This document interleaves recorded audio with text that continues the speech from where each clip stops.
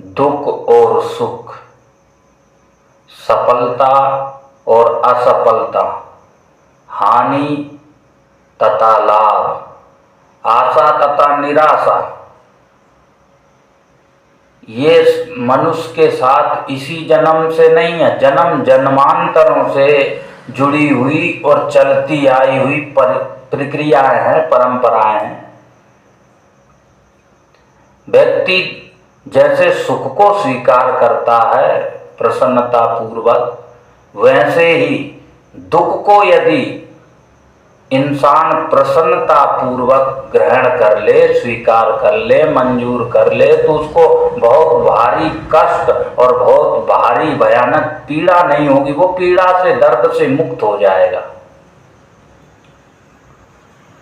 क्योंकि जब तक जीवन रहेगा, जब तक शरीर में प्राण है, तब तक हानि भी होती रहेगी, लाभ भी प्राप्त होता रहेगा, हम लाभान्वित भी होते रहेंगे, दुख भी आता रहेगा, सुख भी आता रहेगा, खुशी भी आती रहेगी, गम भी आते रहेंगे, ये सब चलता रहेगा। इस सब में अपना धैर्य नहीं खोना है, अपनी सहनशीलता रूपी शक्ति को नष्ट नहीं होने देना है, संयम बनाए रखना है। दुख को बर्दाश्त करने की, सहन करने की क्षमता को बढ़ाना चाहिए। कोई भी काम हमको हानि दे रहा है, घाटा दे रहा है, कोई भी सौदा घाटे का हो रहा है, तो उसको एकदम उस कार्य से मुंह नहीं मोड़ना चाहिए, असफलता से दूर नहीं होना चाहिए। उस हानि से, उस नुकसान से, उस दुख से, उस परेशानी और संकट से हमें भागना नहीं चाहिए, मुकाबला करना चाहिए। ये देखना चाहिए कि किस वजह से हम असफल हो रहे हैं, किन कारण से हम पराजित हो रहे हैं, किस वजह से हम दुखी हो रहे हैं और किन कमियों से, किन खामियों से हम निष्फल हो रहे हैं और हमारे ऊपर विपत्तियां और संकट बार बार आ रहे हैं। ये सब हमको देखना चाहिए।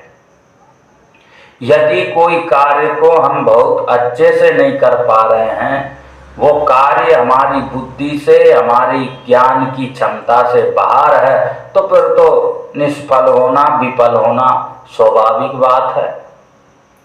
और यदि कोई कार्य में हम दक्ष है, निपुण है, गुणों में संपन्न है, योग्य है, फिर भी निराश हो रहे हैं, उस कार्य से नुकसान हो रहा है, उस कार्य से हताशा और उस कार्य से निरुम्मीद हो रहे हैं, बार बार हानि और घाटा हो रहा है, तो इसका मतलब है ये हमारा कोई प्रारब्ध है, ये न जाने किस जन्म का पाप है जो हमको कष्ट दे रहा है। क्योंकि पाप अपने साथ में दुख लेकर के आता है, और जरूरी नहीं वो इसी जन्म का पाप हो, जन्म जन्मांतरों से पाप हमारे साथ में रहते हैं। जब उनको मौका मिलता है, जैसा वातावरण मिलता है, जैसी अनुकूलता मिलती है, पाप फलने लगते हैं, पाप अंकुरित हो जाता है और वो हमको कष्ट देने लगता है। अच्छा भला सुखी जीवन हमारा दुख में परिवर्तित कर देता है। इसीलिए तो कहते हैं कि पाप कभी नष्ट नहीं होता है, पाप से बचना चाहिए, बुरे कर्मों से बचना चाहिए।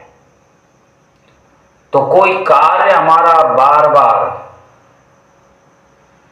हमको हानि दे रहा है, कष्ट दे रहा है, तो कुछ तो ग्रह गोचर का प्रभाव रहता है, लेकिन हम तो यही मानते हैं ये सब हमारे पाप का परिणाम है। इसलिए जब वो कार्य आपको फल नहीं रहा हो, बार बार आपको नुकसान हो रहा हो, आप असफल हो रहे हैं, तो उस कार्य का मालिक आप राधा माधव को बना दीजिए, राधा गोविंद को बना दीजिए।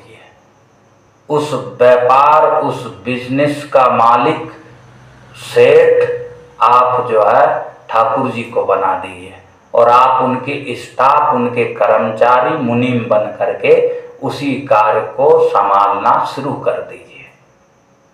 फिर देखिए आपका काम कैसे चकाचक चलता है।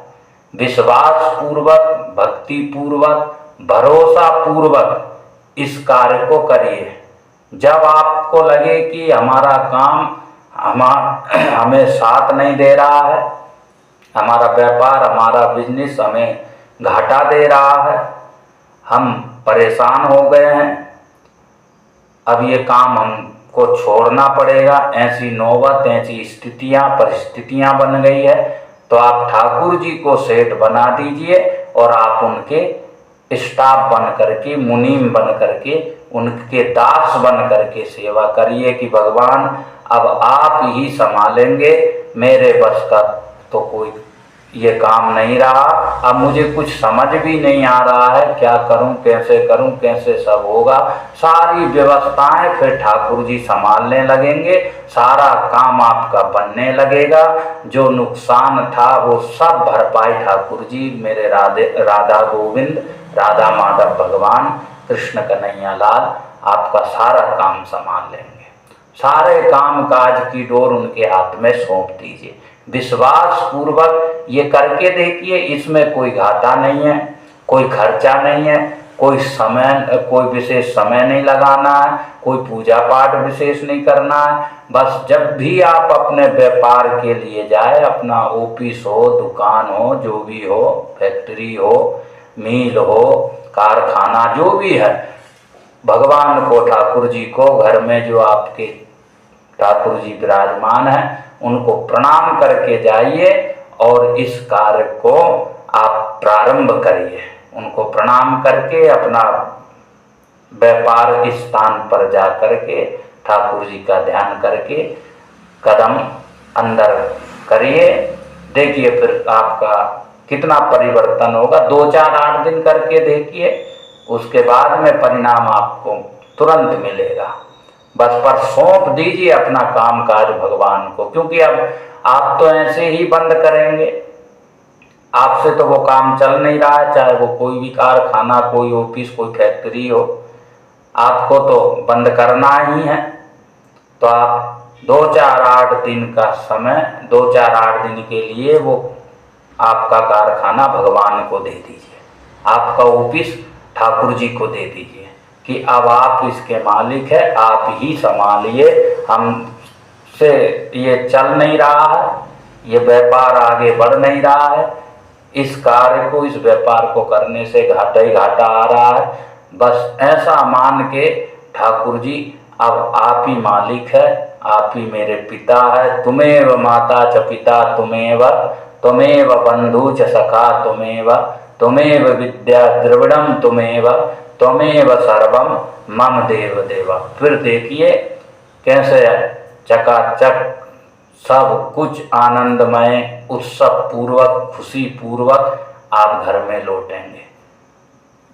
आप सभी को जय श्री कृष्णा, जय श्री राधे।